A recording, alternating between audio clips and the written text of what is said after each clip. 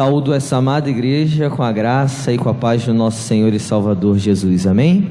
Que a paz que excede todo o entendimento invada as nossas mentes e os nossos corações. Trago um abraço apertado da Igreja Presbiteriana de Bento Ribeiro, né? Essa igreja irmã está aqui pertinho de vocês, né? Então, que vocês sintam-se abraçados pela Igreja de Bento Ribeiro.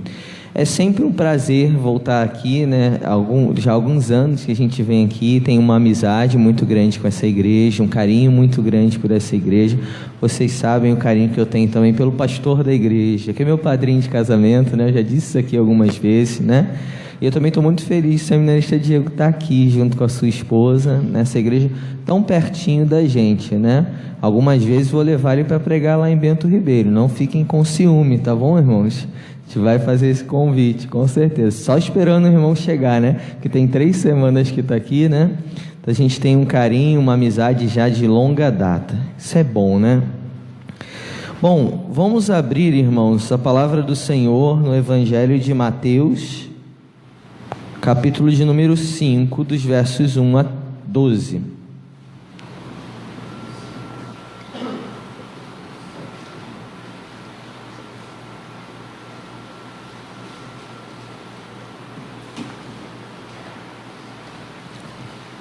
Mateus, capítulo de número 5, versos de 1 a 12. Você que achou, diga achei. Vamos nos colocar de pé em nome de Jesus.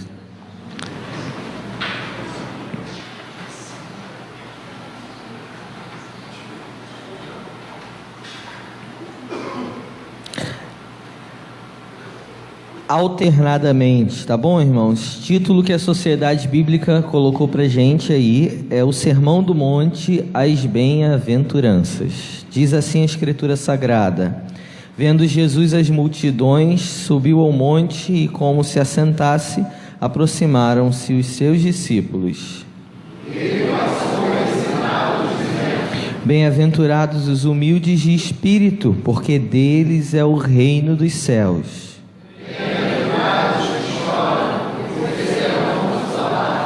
Bem-aventurados os mansos, porque herdarão a terra. Bem-aventurados que têm fome e sede de justiça, porque serão fartos. Bem-aventurados os misericordiosos, porque alcançarão misericórdia.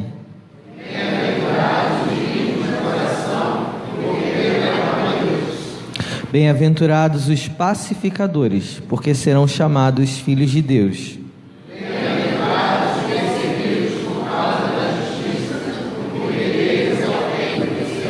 Bem-aventurados sois quando por minha causa vos injuriarem e vos perseguirem e mentindo disserem todo mal contra vós. Regozijai-vos e exultai, porque grande é o vosso galardão nos céus, pois assim perseguiram aos profetas que viveram antes de vós. Podem tomar assento, amados. Bom, o Sermão do Monte é considerado o coração do Novo Testamento. Assim como os 10 mandamentos é o centro do Antigo Testamento, né? E os 10 mandamentos pulsam por todo o Antigo Testamento, o Sermão do Monte também ele tem uma primazia enorme dentro do contexto do Novo Testamento. Os escritos de Paulo vão refletir sobre o Sermão do Monte, os escritos de Pedro e dos demais escritores do Novo Testamento vão refletir os ensinos de Jesus. O Sermão do Monte é a coletânea dos principais ensinamentos do nosso Senhor. Tanto é que o Sermão do Monte ele atravessa o capítulo 5, atravessa o capítulo 6, atravessa o capítulo 7, né? Então é muito escrito, é muita fala. Então com certeza Jesus estava aqui se concentrando e falando as principais coisas que gostariam que seus discípulos praticassem. Então ele começa pela bem-aventurança. O Sermão do Monte poderia começar por qualquer coisa, né? Mas ele vai começar por bem-aventurança. Bem-aventurança não é uma novidade de Jesus, não é ele quem inventa isso. O Antigo Testamento está repleto de outros textos, os Salmos, aparece bastante, de bem-aventuranças, mas nunca num bloco tão grande de bem-aventuranças, 8, né? Uma após a outra. Aparece no livro de Salmos 2, no máximo 3, uma debaixo da outra, né? Mas em bloco assim de 8 só aparece no Sermão do Monte e nas primeiras palavras que Jesus está falando e se dirigindo aos seus discípulos e àquela multidão. Primeiro, entender essa palavrinha aí de bem-aventurado que Jesus diz o tempo todo: bem-aventurado isso, bem-aventurado aquilo, bem-aventurado. Bom, a palavra no grego é Macários. Já conheceu alguém com o nome de Macário? Às vezes tem sobrenome Macário, né? A palavra Macário significa feliz ou abençoado. Se eu perguntasse aqui para vocês, irmãos, quantos aqui querem ser felizes? Eu acho que todos, né, levantaríamos as mãos. Eu levantaria até os pés também, né? Só poderia levantar um, né, porque ia perder equilíbrio. Então todos nós levantaríamos as mãos. Quem quer ser feliz? Quem quer ser abençoado? Todos nós. Jesus vai nos dar alguns preciosos conselhos de como se ter uma vida abençoada, de como se ter uma vida feliz, né? As pessoas aí fora vendem livros, 7 passos para ser feliz, 21 passos para ser assim, 21 passos para dar certo na vida, né? E aí o que não falta é livro de autoajuda. Para nós, irmãos, o conselho para ser feliz, nós verificamos dentro da Escritura. Se nós andarmos, se nós conseguirmos entender aquilo que Jesus está querendo comunicar aqui, com certeza, por mais que hajam tribulações, nós conseguiremos ter paz. Cantou-se um hino aqui no final que eu amo demais, né? Há um lugar, né? Por favor, quem cantou aí, me ajude. De descanso em ti, de refrigério em ti, há um lugar de paz em meio à guerra, né? Há um lugar onde o que não me alcança? Vocês estão bons com a música, viu? Eu sei que essa canção que falou aqui, ela fala que no Senhor é o lugar onde a gente pode ter paz, no Senhor é um lugar onde a gente pode realmente se fortalecer, né? E é uma canção belíssima, né? Nesse lugar é no Senhor. Quantos não precisam de paz hoje? Quantos não precisam dessa paz hoje? Quantas pessoas hoje não estão desesperados em Suzano, na Nova Zelândia, em tantos outros lugares? Porque cada hora que nós abrimos um jornal, acessamos a internet, ligamos a nossa TV, nós normalmente encontramos somente notícias difíceis. E como é que a gente faz? Eu falava um pouco sobre isso na igreja pela manhã. Como é que a gente faz para ter paz ao estar aqui? Porque imagine que vem um louco, sobe as escadas e abre tiro, né? Abre fogo contra nós. O que a gente faz para ter paz nesse lugar? É a nossa confiança no Senhor Jesus Cristo. Porque senão, irmãos, o medo nos paralisa. Nós não vamos mais trabalhar, nós não vamos mais ao mercado, nós não vamos mais à escola, nós vamos deixar de vir à igreja. Mas temos a plena certeza de que somos abençoados e guardados pelo Senhor, e que nada, absolutamente nada ocorrerá na nossa vida se não for pela permissão desse Deus. Você crê nisso, em nome de Jesus? Que a sua vida está guardada, protegida? Você quer que a poderosa mão de Deus está sobre esse lugar? Você quer que os anjos do Senhor estão nos guardando nesse lugar? Por mais que eu e você não consigamos enxergar com esses olhos, né, físicos que temos, o Senhor está nesse lugar. Ele é aquele que passeia nesse lugar, Ele é aquele que tem os seus anjos nos guardando, nos protegendo nesse lugar. Então a gente tem paz para cultuar o nome do Senhor nesse lugar. Vamos aprender então os segredos para ter uma vida abençoada, porque eu não sei você, mas eu quero ter uma vida abençoada no Senhor, amém? Você também. Então qual é a primeira coisa que nós vemos aí? Vendo Jesus as multidões, subiu ao monte e, como se assentasse, aproximaram-se os seus discípulos. Então o público mais imediato a quem ele está falando são os seus discípulos. E ele passou a ensiná-los dizendo: feliz ou abençoados são os humildes de espírito, porque deles é o reino dos céus. Muitas pessoas acham que você ser humilde é você ser pobre. Já reparou isso? Não, fulano é muito humilde. Eu conheço gente tão pobre, tão pobre, tão pobre, que a única coisa que ela tem é dinheiro. Já viu gente pobre assim? Porque não tem valores, não tem escrúpulos, não tem amor a ninguém. Irmãos, humildade de espírito, né, é uma condição interna, né, de simplicidade, de acolher, de enxergar a vida com simplicidade, de olhar para o outro com respeito, de olhar para o outro com amor, de estar pronto para ouvir, né? É aquela pessoa humilde, é aquela que para, que olha no nosso olho, que sabe que a gente está ali, né? E que nos dá atenção.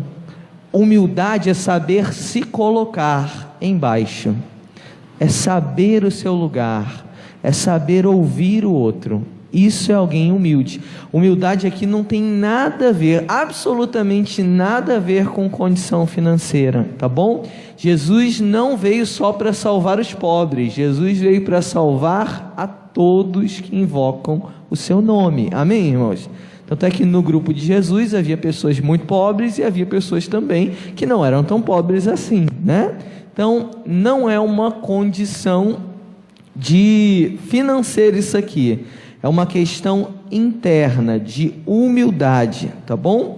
Então feliz é quem tem o seu espírito quebrantado, é humilde, né? Leva uma vida de simplicidade e não se apega aos bens materiais. O problema da nossa geração é o seguinte, a gente sempre entende isso, né? Que nós amamos os bens e usamos as pessoas, quando na verdade nós devemos fazer o quê? Amar as pessoas e nos utilizarmos dos bens. Minha casa não é mais importante que uma pessoa. Estão entendendo isso, irmãos? Então nós precisamos nos conscientizar disso. Deus nos dá bens, amém, não é? Mas isso é para usar para a glória dele. Eu preciso amar as pessoas e utilizar tudo aquilo que Deus me der nessa vida para a glória dele e para o bem-estar de todos que estão ao meu redor. Por isso que muitos se espantam. A igreja primitiva entendeu essa lição muito bem, porque ela, o que ela fazia lá? O que está registrado em Atos 2, 42, 47? Vendiam suas propriedades e bens e depositavam aos pés dos apóstolos, para que aquilo fosse usado à medida que alguém tivesse necessidade. Aí uma vez uma pessoa falou assim: não, pastor, é porque eles acreditavam. Sabe por que eles faziam isso? Porque eles acreditavam que Jesus ia voltar logo. Eu falei: você não? É verdade, não é? Porque parece que a esperança de um Jesus que vai voltar já fica meio distante da realidade da igreja. Porque quando nós temos essa esperança bem viva, a humildade ela realmente se acende no nosso coração. A gente vê que nada tem, que tudo é do Senhor, que a nossa vida todos os dias é um milagre, que não há fama. A vida, ela é um presente diário. Saúde você tem hoje, daqui a pouco você pode não ter. Som.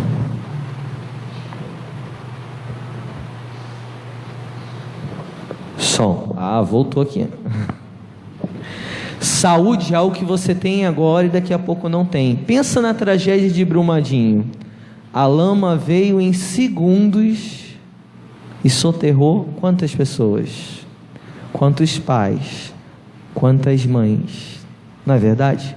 Então, amados irmãos, um coração humilde é um coração profundamente agradecido. Quer ter uma vida feliz? Tenha um coração profundamente agradecido. Tenha o seu espírito humilde diante da presença do Senhor. Não considere seu nome, sua tradição, seu status social. Isso não te servirá de nada diante do Senhor. Mas ser um servo de Deus com o coração quebrantado, irmãos, isso faz toda a diferença. Quem não gosta de ter pessoas assim ao lado, né? Então vamos lá, segundo segredo aí. O primeiro é ser humilde, quebrantado, né? Porque o reino de Deus ou dos céus vai ser seu. Segunda coisa que ele fala aí: feliz ou abençoado são aqueles que choram, porque serão consolados. Tem duas aplicações aqui para choro. A aplicação mais provável são aqueles que choram pelos seus pecados, pelas suas mazelas, né? Porque entendem que realmente são pecadores e que carecem da glória, da graça, da misericórdia desse Deus. Esse é um dos melhores sentidos para se interpretar quem chora. Chorar por si mesmo, pelo seu estado, pela sua condição, né? Nós vemos aí testemunhos. É só você lembrar, não sei você, mas quando o Senhor me achou, porque eu sempre digo que o Senhor que me achou, ele tem o costume de dizer que eu achei Jesus. Mas quem era o perdido da história? O perdido era eu. Quem achou quem? Jesus me achou. Eu lembro que as lágrimas rolavam. Eu lembro que eu falava: Senhor, como eu preciso ser diferente, Senhor. Quando eu tive um contato com a mensagem do Evangelho, eu vi o quanto eu precisava mudar. E o contato com o Evangelho, como nós estamos tendo nessa noite, tem que gerar em nós uma autoavaliação do que eu preciso mudar dentro dessas bem-aventuranças. Talvez você tenha pontos fortes, mas com certeza não todos são fortes. Algumas questões precisam mudar, não é verdade, irmãos? Tem coisas que nós temos facilidade em fazer, em obedecer do Evangelho, e outras não. Mas nós temos que abraçar o Evangelho completamente. Então, chorar, em primeiro lugar, chorar pelo seu estado. Senhor, porque eu quero ser mais santo diante da Tua presença. Hoje você não vê mais a igreja chorando. Consolo para o seu coração que vem da parte de Deus. A terceira bem-aventurança aí: bem-aventurados os mansos, porque herdarão a terra. Os mansos aí, irmãos, a aplicação mais adequada são aqueles que se dobram à vontade de Deus. O que é ser manso? É aceitar a palavra de Deus, é ter uma conduta em relação ao outro que demonstre que você é alguém que tem um contato profundo e íntimo com Deus. O velho homem aqui, se alguém me olhasse torto, eu voltava para perguntar por que está me olhando torto. Vocês imaginem quantas brigas e confusões eu não me meti. Não me valeu de nada. Pura perda. Às vezes não era nada daquilo que eu estava pensando, mas manso é aquele que consegue ter o domínio próprio que o Paulo vai nos ensinar. E como está difícil nos nossos dias ter domínio próprio. Esses dias eu estava ouvindo na rádio, uma rádio evangélica, eu não vou dizer o nome porque o exemplo é ruim, então não vou dizer o nome, mas é uma rádio dessas aí evangélica, aí falava o nome da apresentadora do programa. Fulana descontrolada do Senhor. Alguém já reconheceu aí? E a gente fica vendo assim, né? Eu sei que tem um quê de humor, né? Mas o crente tem que ser conhecido porque ele tem domínio próprio, autocontrole. Ou seja, vem aquele irmãozinho atribulado. Tem sempre os irmãozinhos que dão umas espetadas na gente, não tem?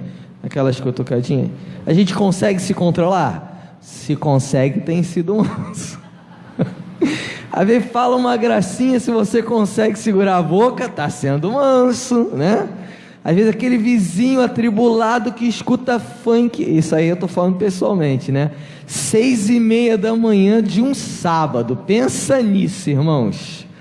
A gente dormiu sem ar-condicionado, acho que acreditar sem ar-condicionado, sem energia elétrica, sem energia elétrica a noite toda, num calor, pensa num calor, então você já não dorme bem. Aí a luz volta de manhã cedinho, 6:30 da manhã o seu vizinho coloca funk nas maiores alturas. Como eu pedi ao Senhor para faltar luz de novo. Mas o Senhor não me atendeu. Nem toda oração o Senhor atende, não. Era para eu suportar aquela tribulação com mansidão no meu coração, porque você sem dormir, escutando uma música daquela, nas maiores alturas, aquela hora da manhã, realmente foi uma aprovação. Vocês estão rindo, mas nem toda oração Deus atende, não. Ele ouve todas, mas nem todas Ele atende, né? O Senhor achou que eu tinha que passar pelaquela tribulação. Glorificado seja o nome do Senhor. Que Deus me faça amar o meu vizinho, né? Então, irmãos, ser manso é realmente ser alguém que se dobra à vontade, à palavra, à presença do Senhor. Quem teve um encontro com o Senhor Jesus Cristo tem a sua vida e o seu caráter transformado. Não tem esse negócio de não perdoo, não tem esse negócio de não tolero para crente. Fico vendo os crentes hoje da atualidade assim, não tolero isso, não engulo isso, não deixo passar isso. É tanto eu concentrado, e quando deveria dizer assim, eu preciso submeter isso ao Senhor, e dizer, Senhor, me dá a tua graça, porque muitas vezes precisaremos ser assim. Mansidão, irmãos, é uma característica de um servo do Senhor, que vai herdar a terra prometida, porque tudo aí está para se falando de reino dos céus, reino de Deus, terra, tudo se remete a Jerusalém celestial, tá bom, irmãos? De linhas gerais. A quarta bem-aventurança aí, bem-aventurados os que têm fome e sede de novo, bem-aventurados os que têm fome e sede porque serão, nossa, essa bem-aventurança é uma bênção, né? A gente acha logo, fala assim, Senhor, toda essa corrupção que eu vejo por aí, toda essa coisa errada, o Senhor vai descer o cajado nisso tudo, nessa impressão que a gente tem. Mas não é sobre isso que ele está falando, não. Quando ele diz assim, bem-aventurados os que têm sede e que têm fome de justiça, porque serão fartos, ele está querendo dizer que são aquelas pessoas que buscam a Deus em santidade, que almejam ter um caráter transformado, corrigido, porque esse deve ser o nosso anseio. Sabe, os anos do Evangelho vão passando na nossa vida e nós temos um dever: dar exemplo às próximas gerações que estão chegando, exemplo de santidade, exemplo de conduta. É disso que o texto está falando. Mas o texto também pode ser aplicado no sentido de que as injustiças que nós vemos aqui, elas serão corrigidas no reino de Deus. Quem escapou da justiça dos homens, irmãos, não escapará do face a face com o Senhor. Estão entendendo isso? Então, nós somos felizes e abençoados, nós que temos sede de justiça. Quem aqui nunca foi alvo de uma injustiça? Você já sentiu injustiçado em algum momento da sua vida? No seu trabalho, na sua escola, dentro da sua casa, dentro da sua família? Já se sentiu injustiçado? Dizer assim, nossa, mas eu não mereço isso. Já sentiram isso? É terrível esse sentimento, não é? De alguém estar te acusando de algo que você não fez. Entrega isso nas mãos do Senhor. Deixa Deus trabalhar por você. Deixa eu te falar uma coisa. O mais importante é a sua consciência. Com o tempo, a verdade aparece. Porque já diz o ditado da minha avó, mentira tem pernas curtas. Não há nada que não será revelado. Eu tenho aprendido, irmãos, a bater menos boca. Às vezes alguém fala algo sobre a gente, né? Todos nós nos deparamos com isso, e às vezes a gente quer dialogar, quer falar muito, quer provar muito. Irmãos, quem estiver mal intencionado, você pode ser a pessoa mais bonita e mais correta, ela olha para você e fala: pilantra, vale nada. Não é assim? Eu estou mentindo, irmãos? Então a gente tem que aprender a deixar Deus trabalhar e dizer assim: Senhor, revela a verdade, mostra a verdade, porque eu não vou ficar me expondo, Senhor, porque isso é coisa de Satanás. Mentira, calúnia. Quando a gente fala alguma coisa, irmãos, sobre uma outra pessoa, nós temos que ter muita certeza daquilo, porque depois que a palavra é falada, não tem como recolher de volta. Isso vale um conselho para nós, porque quando a gente fala dos ímpios, das mentiras que eles falam, das calúnias que eles falam, a gente até entende, mas quando a gente fala de crente, irmãos, crente tem que tomar muito cuidado com as suas palavras. Estão entendendo, irmãos?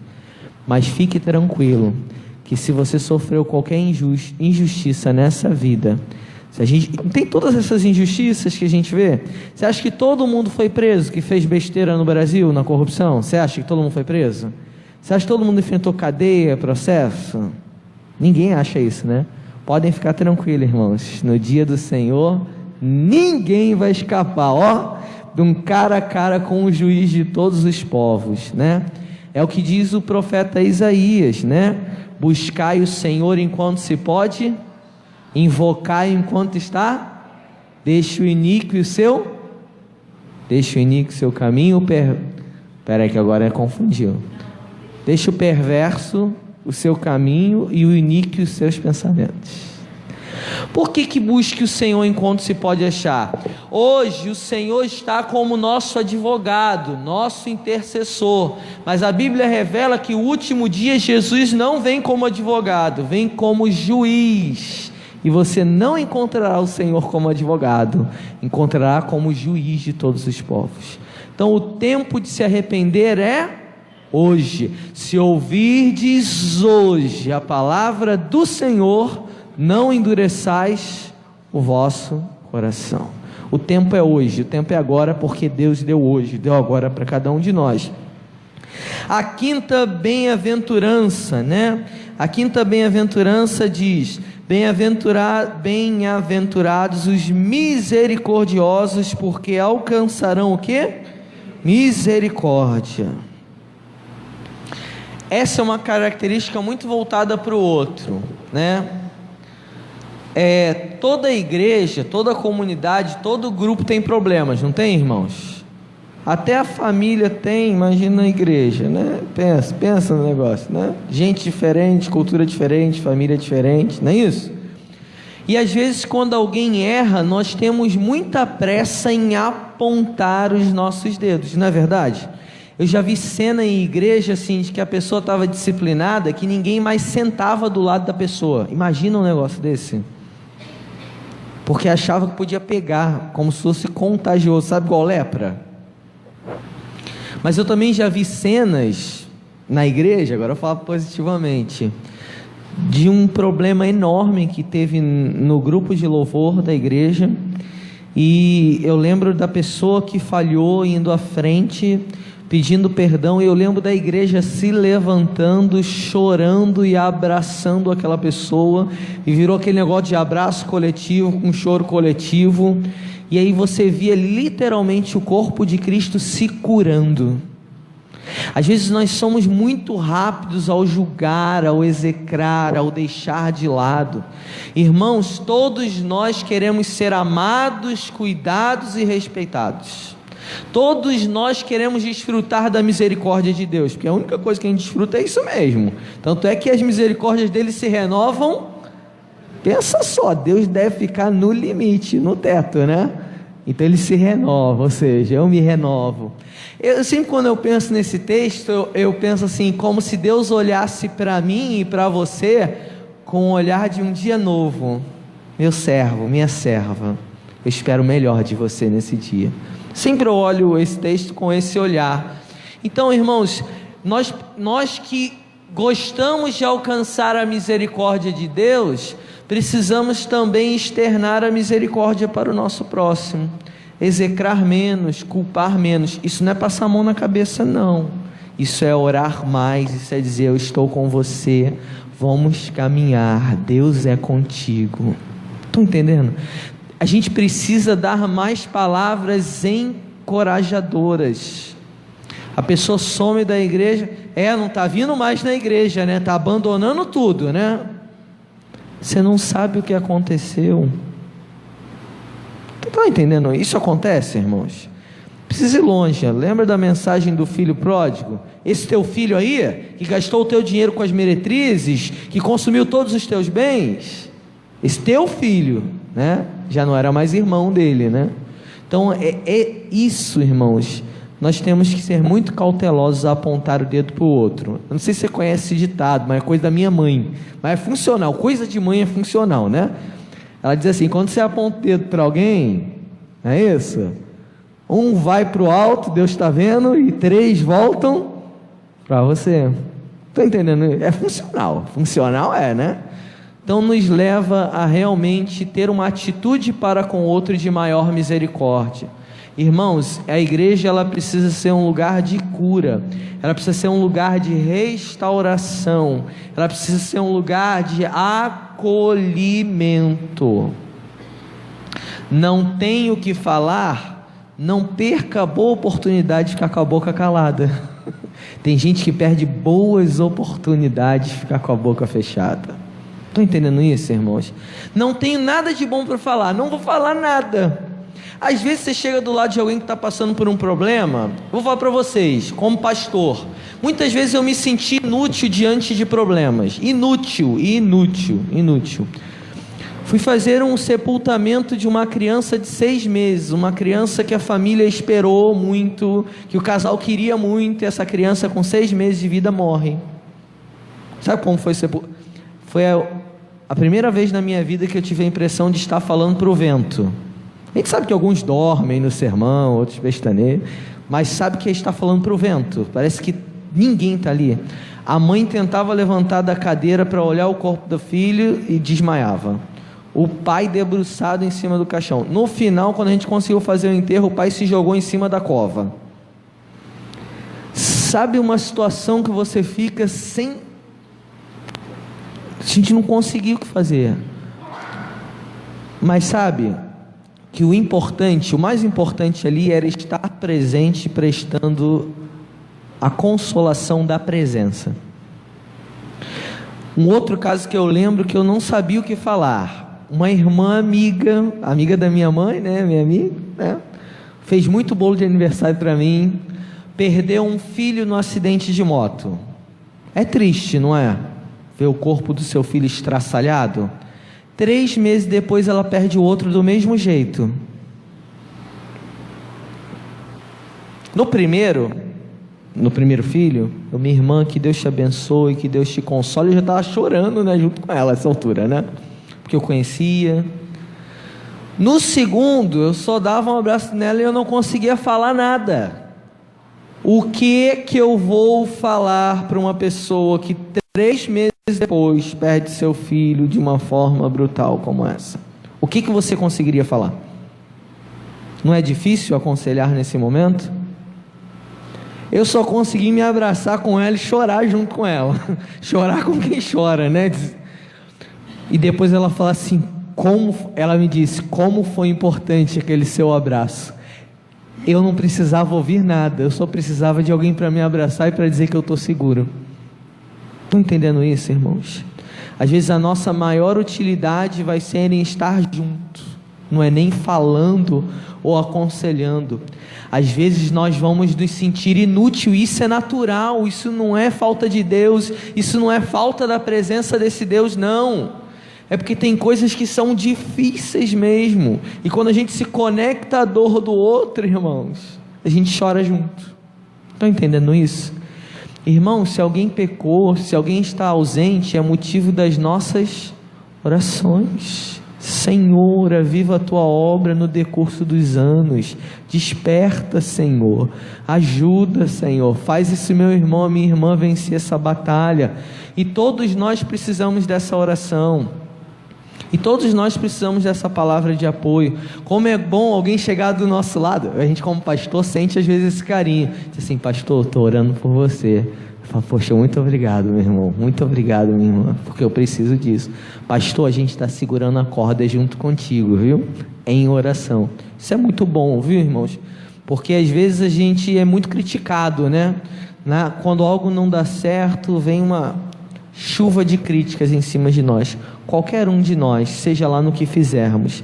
Mas é muito bom quando a gente encontra pessoas que têm misericórdia de nós e que nos motiva a ser melhores. Vamos ser verdadeiramente motivadores para que o outro seja melhor. Comece com o que é bom no outro, porque muito possivelmente aquilo que é ruim vai se diluindo, vai indo embora, aparece menos. Comece pela virtude, não pelo defeito. Tá bom? A sexta bem-aventurança, né? Diz assim: bem-aventurados limpos de coração, porque verão. O que é ser limpo de coração, né, irmãos? O que é ser limpo de coração? Gostaria de ouvir mesmo. O que é alguém que é limpo de coração na sua visão? Você olha e fala: aquela pessoa é limpa de coração.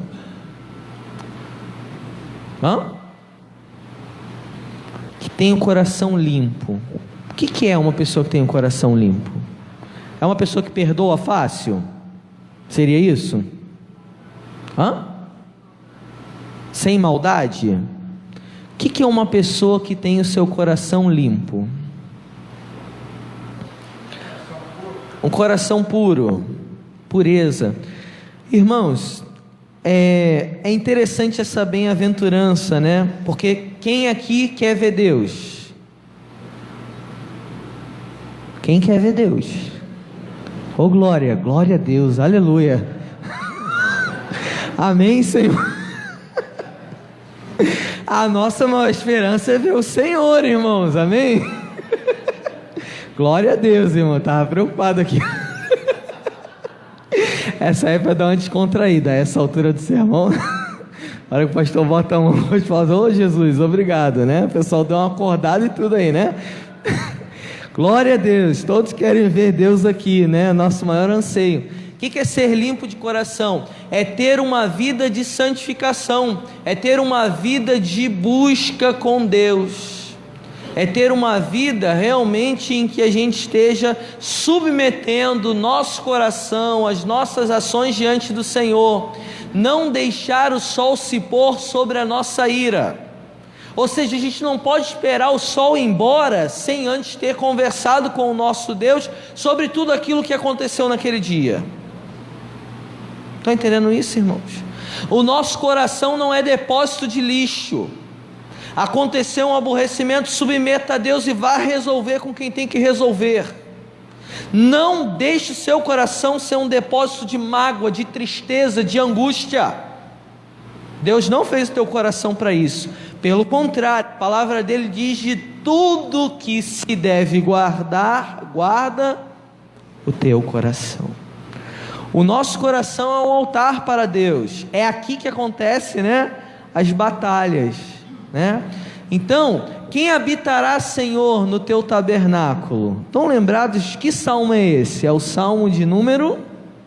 Eu lembro. Tenho que lembrar também. É citar isso, né, irmãos? Tem que lembrar. Vou ler para vocês.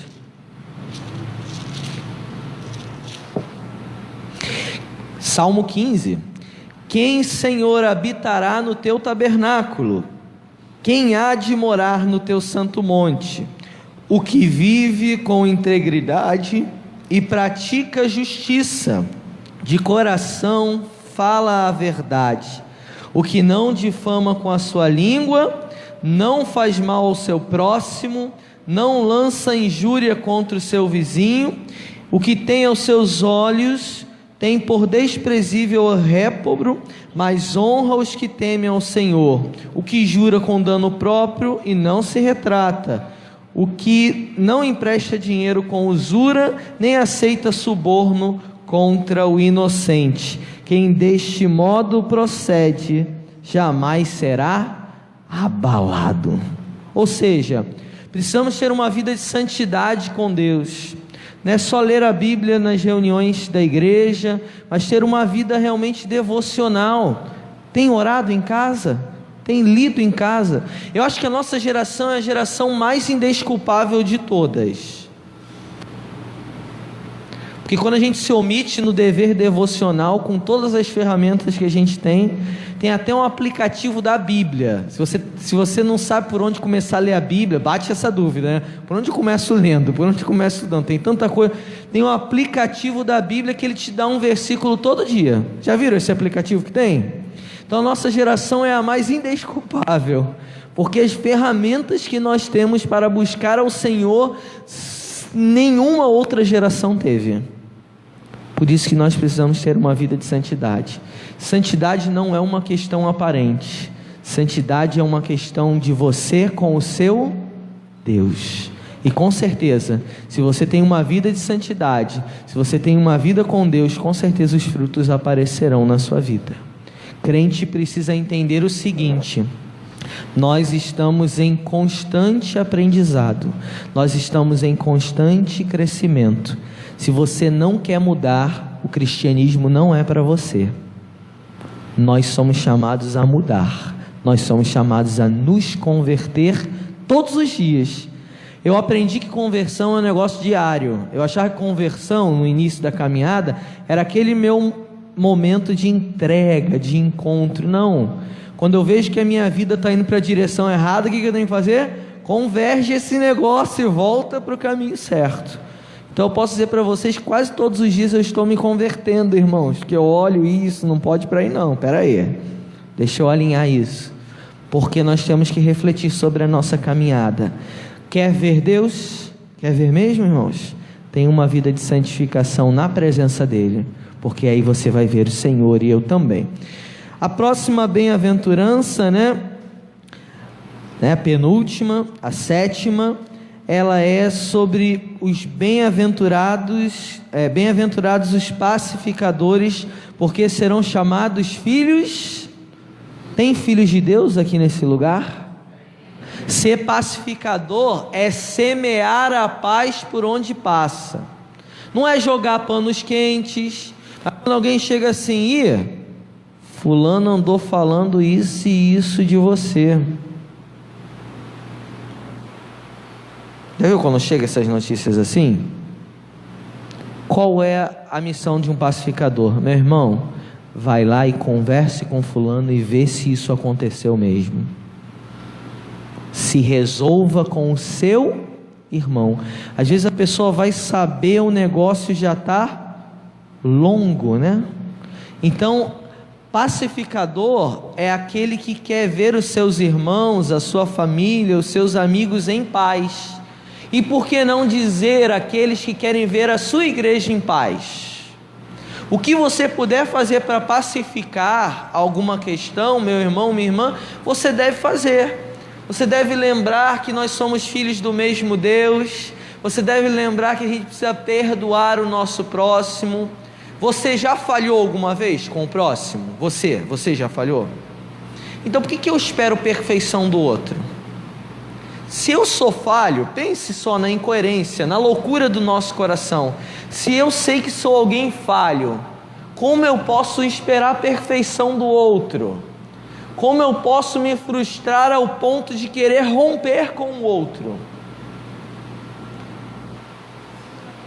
Porque a gente não está fazendo uma leitura correta de nós. Eu falho. Eu sempre digo isso para a igreja: em algum momento eu vou te frustrar na nossa relação. Vou, porque você vai esperar que eu faça alguma coisa e pode ser que eu não faça. A minha esposa me frustra, eu a frustro, Ela espera coisas de mim que eu nem sei, Os meus amigos me frustram, eu frustro os meus amigos. Mas quando isso acontece, se for algo que precisa ser resolvido, chega do lado e fala assim: pastor, estou chateado com você, pastor. Poxa, pastor, Está entendendo como é que a gente faz? A gente chega com carinho. Todo mundo gosta de ser tratado com carinho, até quando erra. Quer saber como você deve tratar o seu irmão? Pensa assim: meu irmão vacilou comigo. Vacilou, não vacilou? Aí se coloca no outro lugar. Se eu tivesse feito isso com ele, como eu gostaria de ser abordado? Gente, isso resolve coisa dessa. E aí então a gente tem condição de resolver com o outro. Lembrem-se, irmãos, quem bota fogo quem bota lenha na fornalha é quem é que vai habitar o inferno, porque crente não gosta dessas coisas não. A gente não está aqui para botar mais lenha em qualquer fogareiro que esteja por aí. A gente tem que apagar o fogo estranho, não o que vem de Deus, né? O fogo estranho, ele precisa ser apagado. Então, não empreste os seus ouvidos, não empreste a sua boca para criar contendas no meio da tua casa, no meio da tua família e no seio da igreja. Seja alguém pacificador, semeie a paz por onde você passar. Esse é o desejo de Deus, porque aquele que for pacificador será chamado filho de Deus. Temos muitos filhos de Deus aqui, amém, irmãos? Glória a Deus. E a última bem-aventurança, para nós concluirmos, né, irmãos? Que é um bloco inteiro, né? Que vai falar sobre a perseguição, né? Bem-aventurados os perseguidos por causa da justiça, porque deles é o reino dos céus. Às vezes nós vamos ser injustiçados porque estamos querendo fazer a coisa certa. Eu contei isso já lá na igreja. Outro dia o meu vizinho me chamou no portão para me chamar de bobo. Pensa assim, seu vizinho acorda um dia, aí te chama: Michel, você é bobo. Pensa num negócio desse, né? Eu vou dizer por quê, né? Porque ele começou a me perguntar sobre a questão elétrica lá em casa, que a gente botou trifásico e tal. Ele virou: não, eu botei o meu trifásico, mas eu puxei aqui direto. Entendeu? Vai entender o que é? Você é muito bobo, está pagando muito de luz. Aí você para, pensa, coça a cabeça, mexe na orelha, bota a mão na cara, né? Fala com o corpo todinho, né? Mas na hora de falar, o que que sai? Meu irmão, se der algum problema aqui na Light, eu vou ter o prazer de poder ligar para lá. Você não pode fazer isso, né? Foi o jeito mais educado que eu consegui responder, irmãos. Se ainda não está lá, eu prometo que eu vou submeter a Deus para melhorar mais. Mas foi o jeito mais educado que eu consegui responder, né? Porque a pessoa me chama para falar, para me chamar de bobo. E aí eu continuei falando para ele: você sabe, né, vizinho, que você está fazendo isso aí, isso é furto, né? Que isso aí tem problemas com a lei. E a gente vai devagarinho botando a faca de serra. Mas pediu, não pediu, irmãos? Pediu ou não pediu? Com todo carinho, com todo jeito, mas a gente vai falando, né? Você sabe que isso pode dar um incêndio na sua casa e tal, não sei o que. Se a polícia bater aí, tu vai estar encrencado, né, e tal. Mas foi o jeito mais sano que eu consegui fazer. Mas a gente passa por coisas desse jeito. Você está ali fazendo o que é correto e a pessoa está te chamando de quê? De bobo. Ah, mas tu tem o que se tu tem TV fechada, tu tem o que? Tu tem Sky, rapaz, tem uma Gatunete aqui que o pessoal oferece pra gente. Já ouviram esses papos, essas histórias? Tá, mas isso não tá certo, né? Isso aí é como se tu é gato, é furto, né? Mas nós somos cada vez mais ETs para esse mundo. Mas deixa eu te explicar o que está por trás disso. O simples fato de você ter o seu relógio de luz e pagar a sua conta de luz em dia incomoda aquele que está vivendo de forma errada. O fato de você ter uma família nos pés do Senhor, seguindo na casa do Senhor, incomoda todos aqueles que não têm uma conduta assim. O simples fato de você estar vivendo esse evangelho maravilhoso é motivo das pessoas olharem para você e ter ódio, porque diante da mensagem do evangelho só existe duas coisas a serem feitas: Ou você se converte ou você se enfurece, porque as palavras vão incomodar ou vão quebrantar. Estão entendendo isso, irmãos? Às vezes você não precisa abrir a sua boca para pregar o Evangelho. A tua forma de se conduzir, a tua forma de viver está berrando o Evangelho. E as pessoas podem fazer coisas como essas que eu narrei para você. E aí eu te digo, irmãos, sejam firmes, porque a vontade de Deus está sendo feita na sua vida. E aí a gente completa dizendo, né?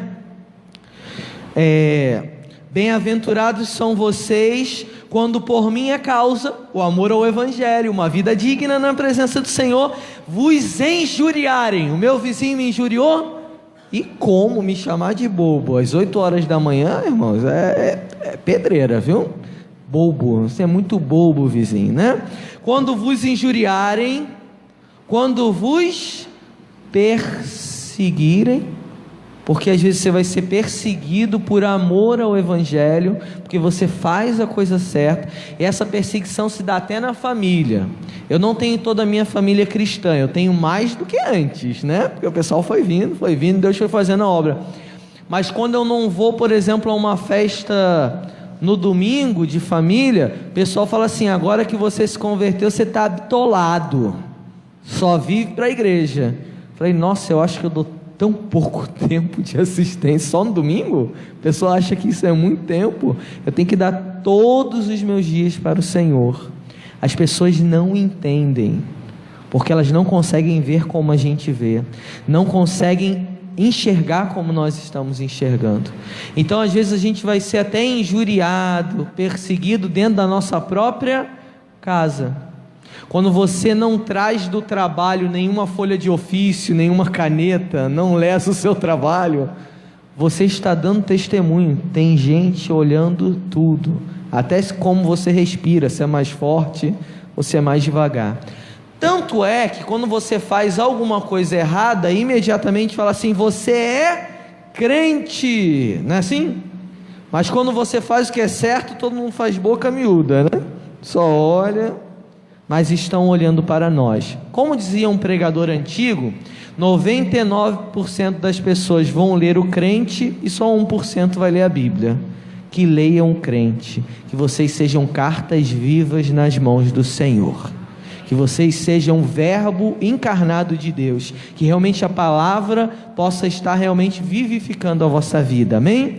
Se alegre por sofrer, se for pela causa de Cristo, viu? Regozijai-vos e exultai-vos, porque grande é o vosso galardão nos céus, pois assim perseguiram aos profetas que viveram antes de vós. Se você está fazendo certo e está sendo perseguido, não fique triste. Fala assim: eu estou sendo um fiel servo do Senhor, e o que Deus tem reservado para mim, nem olhos viram, nem ouvidos ouviram, e nem jamais penetrou em coração humano.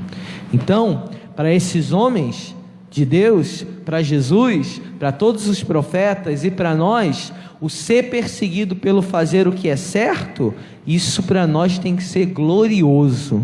Obrigado, Senhor, porque eu estou sendo perseguido, mas por fazer a tua vontade. Agora, se você está sendo perseguido porque está fazendo o que está errado, irmãos, reveja a sua conduta, mude, porque às vezes é perseguido porque está fazendo besteira. Quer ver? Tinha um irmão que fazia o boletim da igreja e imprimia o boletim da igreja no trabalho dele. Aí ele foi perseguido por causa disso. Quem tem razão?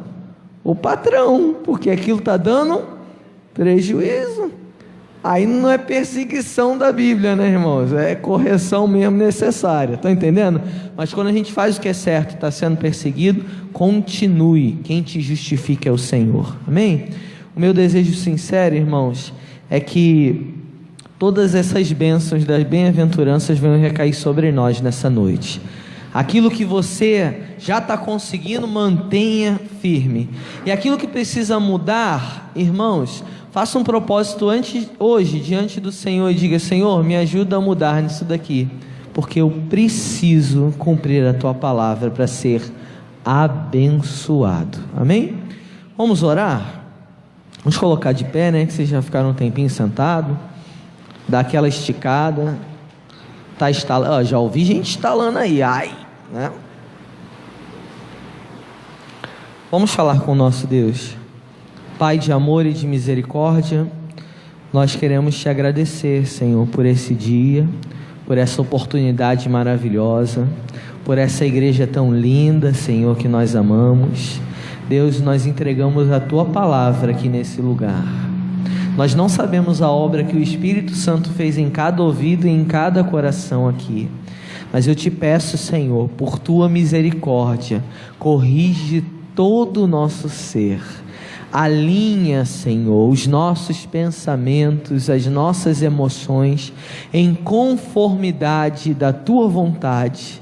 Senhor, todos nós desejamos ser felizes, abençoados, Senhor. Nos ensina, Senhor, esse caminho que é o caminho das bem-aventuranças, o caminho da felicidade, para que assim, Senhor, nós possamos, ó Pai, demonstrar o teu amor, a tua misericórdia a todos que estão ao nosso redor. Que a nossa vida, Senhor, seja o maior testemunho que tenhamos, ó Deus. Assim nós oramos e te agradecemos em nome do Senhor Jesus. Amém. Que Deus vos abençoe.